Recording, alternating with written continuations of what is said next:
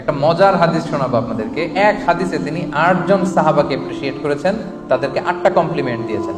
হাদিসটা শুনেন। হাদিসটা আপনারা বাংলাদেশে জুমার খুতবায় প্রায় শুনেছেন। আরহামু উম্মতি বি উম্মতি আবু বকর। রাসূলুল্লাহ সাল্লাল্লাহু আলাইহি ওয়াসাল্লাম বলেছেন, আমার উম্মতের মধ্যে সবচেয়ে রহমদিল, সফট হার্টেড মানুষ হচ্ছে আবু বকর। আসলে উনি খুব সফট হার্টেড ছিলেন। উনি নামাজে দাঁড়ালে কান্নার কারণে তেলাওয়াতই করতে পারতেন না। আল্লাহ রাসূল সাল্লাল্লাহু আলাইহি ওয়াসাল্লাম ইন্তেকালের পরে উনি যখন খলিফা, উনি ইমাম, উনি নামাজ পড়াবে কি, উনি আলহামদুলিল্লাহি রাব্বিল আলামিন বলেই কান্না শুরু। কারণ উনি ভাবতেন, কাইফা আকুমু মাকামা রাসূলিল্লাহ, আমি কিভাবে রাসূলের জায়গায় দাঁড়িয়ে ইমাম হব। এই জায়গায় তো রাসূল সাল্লাল্লাহু আলাইহি ওয়াসাল্লাম ইমামতি করতেন, আমি কিভাবে এখানে ইমাম হই। এই ভাবনা থেকে উনি তেলাওয়াত শুরু করলেই শুধু কান্না। রাসূল সাল্লাল্লাহু আলাইহি ওয়াসাল্লাম বলেছেন, আমার উম্মতের মধ্যে সবচেয়ে সফট হার্টেড মানুষ হচ্ছেন কে? আবু বকর। ওয়া আশাদ্দুহুম ফি আমরিল্লাহি ওমর। আর আল্লাহর দ্বীন বাস্তবায়নে সবচেয়ে কঠোর হচ্ছে কে? ওমর। আসদাকুহুম হায়াআন উসমান। আমার সাহাবীদের মধ্যে সবচেয়ে লাজুক সাহাবী হচ্ছে উসমান। ওয়া আকরাউহুম লিকিতাবিল্লাহি উবাই ইবনে কাব। আর আল্লাহর কিতাব সবচেয়ে কারীদের মতো করে পড়তে পারতো যে সাহাবী, ওনার নাম হচ্ছে উবাই ইবনে কাব।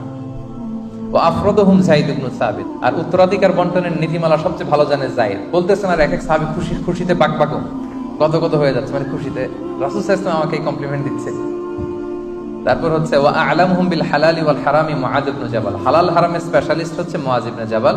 আর সবচেয়ে বিশ্বস্ত সাহাবী হচ্ছে আবু উবাইদা ইবনুল জাররাহ। 8 জন সাহাবীর 8টা গুণের কথা বললেন।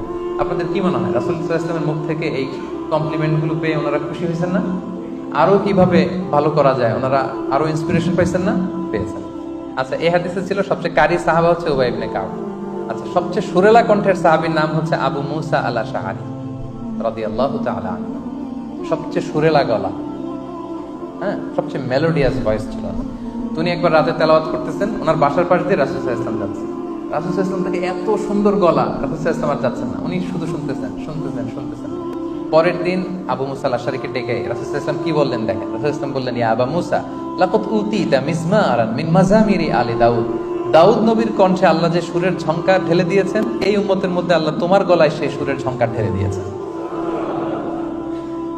আবু মুসা বলল, ইয়া রাসূলুল্লাহ, আমার এই তেলাওয়াত আপনি কই শুনলেন? রাসূল সাল্লাল্লাহু আলাইহি ওয়াসাল্লাম বললেন, গত রাতে তুমি তেলাওয়াত করেছো না বাসায়, আমি দাঁড়িয়ে দাঁড়িয়ে শুনছি। আবু মুসা বলতেছে, তাই নাকি? ইয়া রাসূলুল্লাহ, আমি তো জানি না। আমি যদি জানতাম যে আমার তেলাওয়াত আপনি শুনতেছেন, আমি ফজর পর্যন্ত তেলাওয়াত করতেই থাকতাম, তেলাওয়াত আর বন্ধ করতাম না। দাউদ আলাইহিস সালাম নবীদের মধ্যে সবচেয়ে সুন্দর কণ্ঠের অধিকারী ছিলেন। উনি যখন আকাবা সাগরের তীরে বসে জাবুর কিতাব তেলাওয়াত করতেন, আকাশের পাখিগুলো তেলাওয়াত শোনার জন্য নেমে যেত। সাগরের মাছ চলে আসতো, বনের পশু চলে আসতো, এত মেলোডিয়াস ভয়েস ছিল। রাসূল সাল্লাল্লাহু আলাইহি ওয়াসাল্লাম বললেন, দাউদ নবীর কণ্ঠে যে সুরের ঝংকার, এই সাহাবীদের মধ্যে তোমার কণ্ঠে আল্লাহ সেই সুরের ঝংকার দিয়েছেন। সুবহানাল্লাহ। তাহলে দেখেন, কমপ্লিমেন্ট দিতে, এপ্রিসিয়েশনে কিন্তু রাসূল সাল্লাল্লাহু আলাইহি ওয়াসাল্লাম কখনো কার্পণ্যতা করেননি। কিন্তু আমাদের মধ্যে প্রায় কেমন যেন এই কার্পণ্যতা দেখা যায়। আমরা গুণগ্রাহী হতে চাই না, আমরা ক্রেডিট দিতে চাই না। আরেকটা মজার ব্যাপার হচ্ছে যে রাসূল সাল্লাল্লাহু আলাইহি ওয়াসাল্লাম শুধু যে সাহাবীদের মধ্যেই যারা কোয়ালিফাইড তাদেরই প্রশংসা করেছেন, এপ্রিসিয়েশন করেছেন এমন না। তিনি অনেক নন মুসলিমকেও ক্রেডিট দিয়েছেন।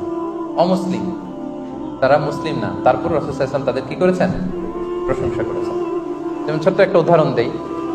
রাসূল সাল্লাল্লাহু আলাইহি ওয়াসাল্লাম যখন মদিনাতে যে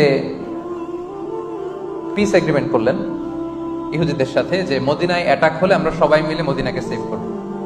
3য় হিজরিতে মুশরিকরা এসে মদিনায় অ্যাটাক করলো, কিন্তু ইহুদিরা তো আর ঘর থেকে বেরোয় না, তারা তাদের কথা রাখে না। একজন ইহুদি ছাড়া, তার নাম হচ্ছে মুখাইরিক। তার নাম কি? মুখাইরিক।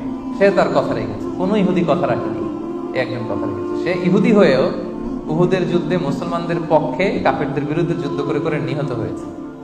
তার লাশটা যখন রাসূল সাল্লাল্লাহু আলাইহি ওয়াসাল্লামের কাছে আনা হলো, তিনি লাশটা দেখে বললেন, মুখাইরিক খায়রু ইয়াহুদ, মানে মুখাইরিক is the best of among the Zeus.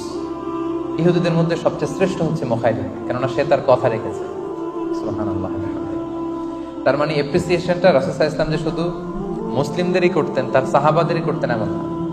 অমুসলিমদের মধ্যেও যদি রাসূল সাল্লাল্লাহু আলাইহি ওয়াসাল্লাম কোনো ভালো গুণ দেখতেন, এটাও তিনি কি করতেন? ক্রেডিট কিন্তু তিনি দিতেন, তিনি কিন্তু কমপ্লিমেন্ট দিতেন, এপ্রিসিয়েশন করতেন। তাহলে সুসম্পর্ক বাড়ানোর 4 নম্বর পদ্ধতি হচ্ছে এপ্রিসিয়েশন করা।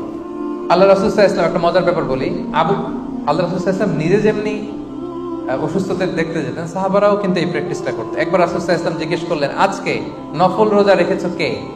আবু বকর রাদিয়াল্লাহু তাআলা আনহু হাত তুললেন। তিনি বললেন, গরিবদের খাবার দিয়েছো কে? আবু বকর রাদিয়াল্লাহু তাআলা হাত তুললেন। বাকিরা হাত তোলেন। আজকে জানাজা পড়েছো কে? আবু বকর রাদিয়াল্লাহু তাআলা হাত তোলেন। আজকে একজন অসুস্থকে ভিজিট করেছো কে? আবু বকর রাদিয়াল্লাহু তাআলা হাত তুলেন। আল্লাহ রাসূল বললেন, এতগুলো ভালো গুণ যার মধ্যে থাকে এত জান্নাতি না হয়ে পারে না। সুবহানাল্লাহি ওয়া বিহামদিহি। কি চমৎকার গুণের অধিকারী ওনারা ছিলেন।